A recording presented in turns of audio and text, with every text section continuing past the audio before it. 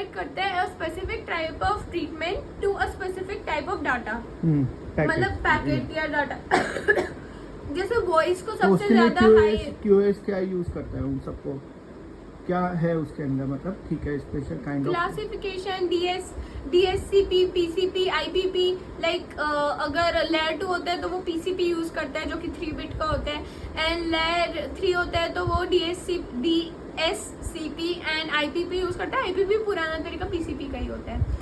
And जो इनमें cost में मेनली चीजें देखी जाती है कि कितना बैंडविड्थ, डिले और जिटर और लोड कितना मैक्सिमम कितना हो सकता है, क्योंकि जो वॉइस है, ठीक है, वॉइस में तो कम ही लगना चाहिए। वॉइस में कितना डिले एक्सेप्टेबल है? वॉइस में 150 सेकंड्स का डिले एक्सेप्टेबल है, मिली सेकंड्स का।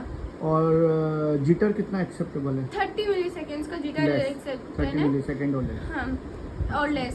जिटर क्या होते हैं? Variations between delay. ओके, और ये बताइए कि क्यों जानते हैं?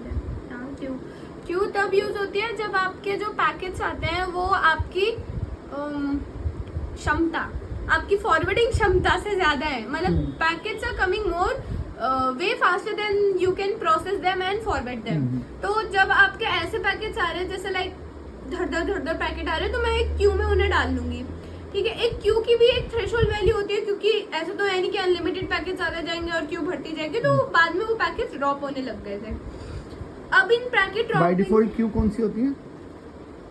FIFO Q, first in first out Q होती है। Very good. हाँ, अब इन पैकेट नहीं मैं ज़्यादा डिटेल में नहीं पूछूंगा आपसे, क्योंकि अभी टाइम भी नहीं है आपके पास, आपको कल की भी तैयारी करनी है।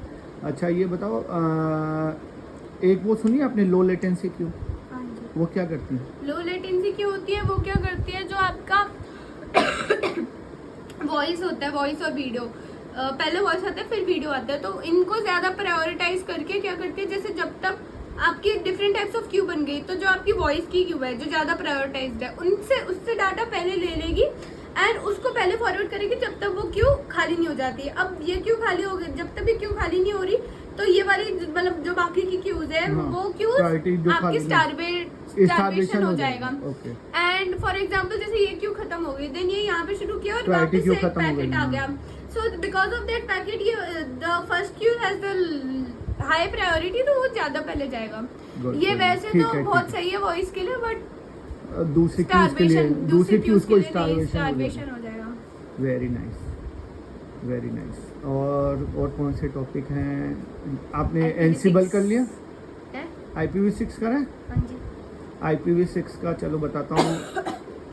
जो OSPF V2 होता है कि OSPF V3 होता है? अच्छा, कितने बिट का होता है ये IPv6? 128 बिट का होता है, मतलब 2 की पावर 128 कॉम्बिनेशन बन जाएंगे आपके। भी बहुत सारे होते हैं, लाइक आप हर एक चीज को IP एड्रेस असाइन कर सकते हो। अच्छा, और इसको कितने पार्ट में डिवाइड किया हुआ है IPv6 में?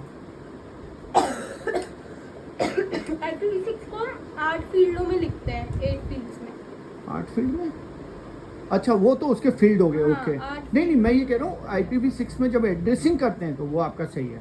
IPv6 में एड्रेसिंग करते हैं तो कितने टाइप की एड्रेसिंग होती है? वो 3 टाइप की होती है।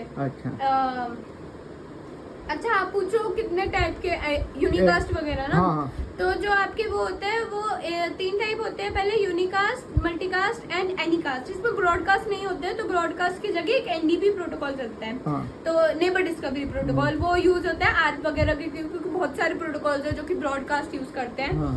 तो NDP यूज होता है उसके लिए, ब्रॉडकास्ट पहले से ही रख लेता है सारा।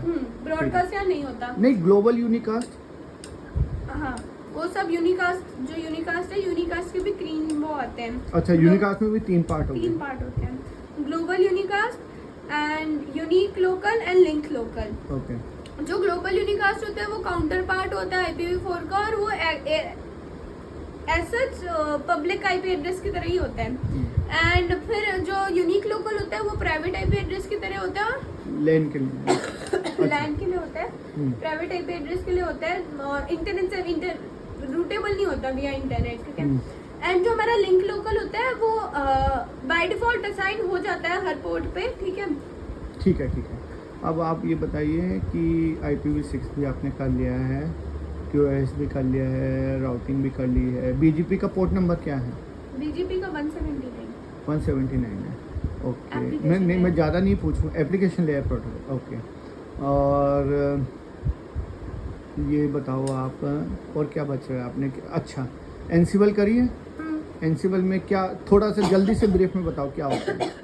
एंसिबल, पपेट और शेफ होता है ब्रीफ। ये हाँ। क्या, अच्छा पपेट क्या होते हैं ये? ये क्या होता है, जो आपका कॉन्फ़िगरेशन मैनेजमेंट ऑटोमेशन के लिए यूज होते हैं। मतलब हाँ। जो आपकी कॉन्फ़िगरेशन होती है वो ऑटोमेटिकली डिप्लॉय हो जाती है। तो जो एंसिबल, पपेट, शेफ होता है, ये ऑटोमेशन टूल्स होते हैं configuration automated। जिनके थ्रू कॉन्फ़िगरेशन अप्लाई हो जाती है।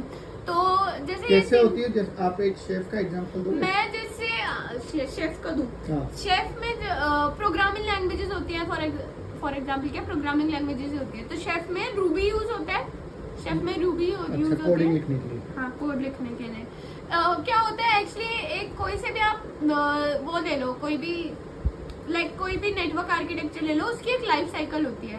ठीक है, वो तो बहुत डिटेल में हो जाएगा अगर मैं बताऊंगी तो, बट एक लाइफ साइकिल होती है, लाइक डिप्लॉयमेंट, ऑपरेशंस, इसे डेवऑप्स कहते हैं। ठीक है, तो जो ये सारी प्रोग्रामिंग एंड उसके थ्रू होती है। तो अगर हम शेफ का एक एग्जांपल लें, तो शेफ में क्या होता है, Ruby as a programming language use होती है। Ruby as a programming language use होती है। एंड शेफ में क्या होता है, एक शेफ ये पुल मॉडल है कि पुश मॉडल? पुल मॉडल है।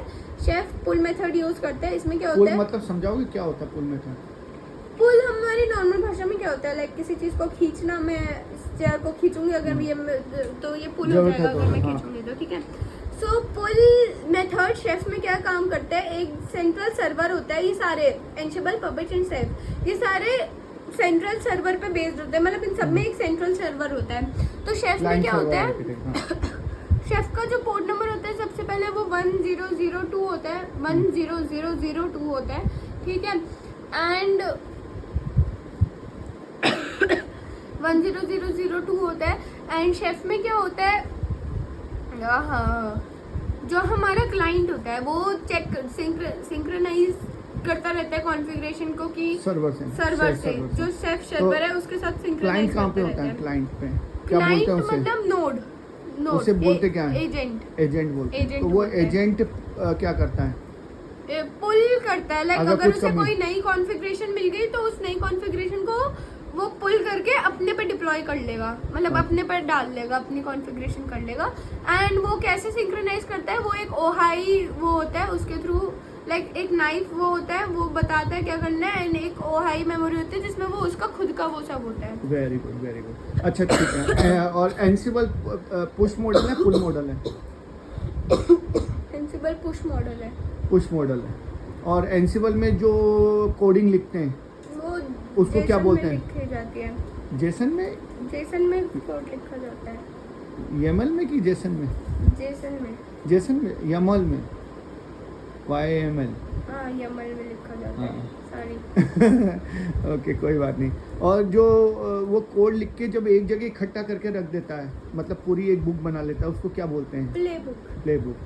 और शेफ के अंदर जो वो कोड लिख के बहुत सारी रेसिपी लिखता है, रेसिपी क्या होती है? रेसिपी क्या होती है, जो हमारी लाइक कोड का एक छोटा सा पार्ट, ठीक है, वो होती है हाँ। रेसिपी। और वो सारी वो रेसिपी सारी रेसिपी अगर मिल जाए तो उन्हें कुक उस बुक रेसिपी कहते हैं। कुक बुक में रखता है वो। Okay, okay, very good.